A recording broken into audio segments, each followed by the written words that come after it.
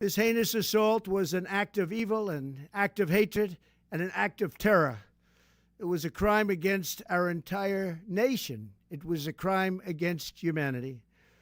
The hearts of all Americans tonight are with those two members of the West Virginia National Guard and their families.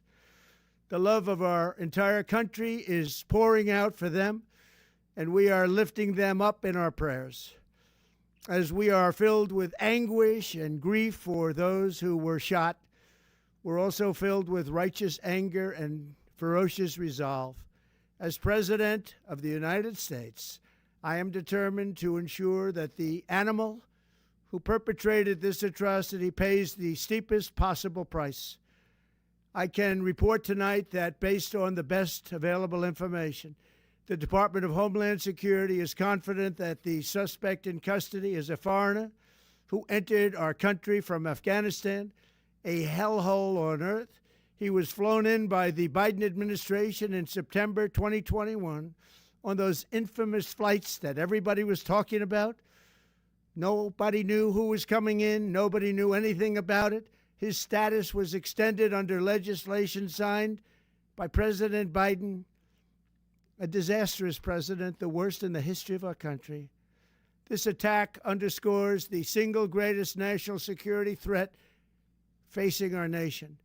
The last administration let in 20 million unknown and unvetted foreigners from all over the world, from places that you don't want to even know about.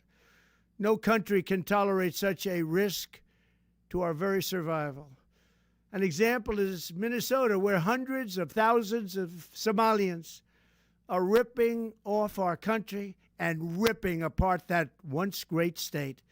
Billions of dollars are lost, and gangs of Somalians come from a country that doesn't even have a government, no laws, no water, no military, no nothing.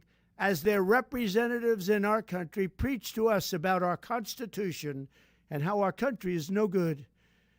We're not going to put up with these kind of assaults on law and order by people who shouldn't even be in our country. We must now re-examine every single alien who has entered our country from Afghanistan under Biden, and we must take all necessary measures to ensure the removal of any alien from any country who does not belong here or add benefit to our country. If they can't love our country, we don't want them.